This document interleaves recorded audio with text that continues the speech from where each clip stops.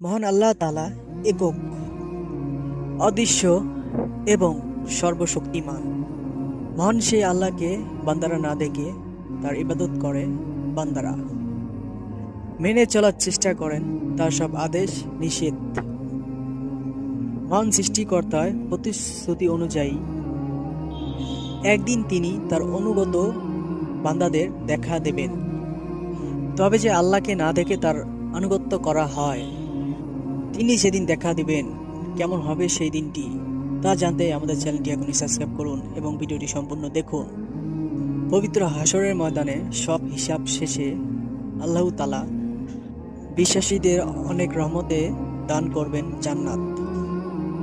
এই জান্নাত হবে পরম শান্তির জায়গা এবং নিয়ামতের জায়গা। মানুষের কোনো ইচ্ছায় বাকি থাকবে না সেখানে। জান্নাতের গন্ধ হবে সুগন্ধের মতন সুগন্ধ।